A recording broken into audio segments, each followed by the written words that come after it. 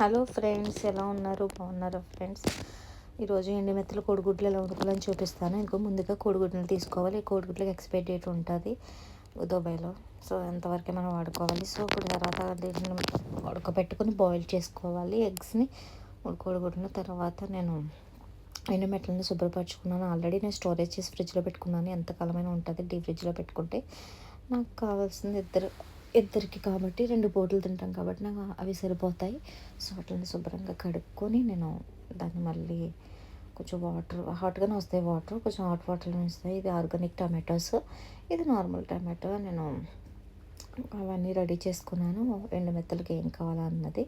So ముందుగా మనం కళాయి పెట్టుకుని దాంట్లో కొంచెం ఆయిల్ వేసుకొని ముద్దుగా పచ్చిమిరపకాయలు అండ్ ఉల్లిపాయలు వేసుకొని వాటిని మంచిగా మ్యాగ్నెట్ చేసుకొని ఉడికిన తర్వాత కొంచెం అల్లం వెల్లుల్లి పేస్ట్ వేసుకొని అది పచ్చివాసన పోయిన తర్వాత కొంచెం పసుపు వేసుకోవాలి. నేను పసుపు కొంచెం ఎక్కువ పెడతానండి, ఎందుకంటే నాకు ఫస్ట్ నుంచి నాకు పసుపు ఎక్కువ వాడతాను.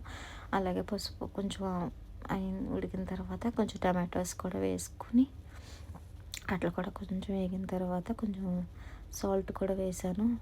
మనం టమాటాలు వేసిన తర్వాత సాల్ట్ వెంటనే వేసామంటే టమాటాలు త్వరగా ఉడుకుతాయి. సో తర్వాత నేను టమాటాలు అన్నిట్లో మంచిగా స్మాష్ అయిపోయింది, ఎందుకంటే మనం సాల్ట్ వేసిన కాబట్టి త్వరగా అయిపోతాయి. తర్వాత శుభ్రంగా క్లీన్ చేసి పెట్టుకుని ఎండు మెత్తలు కూడా వేసేసాను. వేసిన తర్వాత అప్పుడు వాటిని కొంచెం స్లోగానే తిప్పాలి మనం, ఎందుకంటే లేకపోతే అవి ఇరిగిపోతాయి. సో తర్వాత ఒక 2 మినిట్స్ తర్వాత మళ్ళీ అది తిప్పుకొని దాంట్లో నేను కారం వేసుకుంటున్నాను. ఈ కారం గురించి చెప్పాలంటే, ఈ కారం నా ఫేవరెట్ కారం. నాకు ఇష్టమైన అమ్మమ్మ గారు చేశారు. ఆ అమ్మమ్మ గారు తప్ప ఏ కారం నేను తిన్నాను. యాక్చువల్లీ ఇక్కడ కూడా అంతే కారం అయిపోయిందన్న వెయిట్ చేస్తానేమో, కానీ ఆ కారం కోసం నేను ఆ కారం తప్ప ఇంకే కారం వాడను. అంత బాగుంటుంది కారం, చాలా బాగా చేస్తారు. సో కారం వేయడం వల్ల టేస్ట్ కూడా ఉంటుంది. ఇంకా 3 కోడిగుడ్లు వేసాను. తర్వాత నానబెట్టుకున్న చింతపండు పులుసును కూడా వేసుకున్నాను. అయితే తర్వాత ఇంకా అలా స్లోగా తిప్పుకొని ఇంకా నేను వెయిట్ చేద్దాం, మూత పెట్టి వెయిట్ చేస్తాను. ఒక 10-15 నిమిషాల తర్వాత నేను ఓపెన్ చేశాను. చాలు, అది ఆల్మోస్ట్ అయిపోయింది.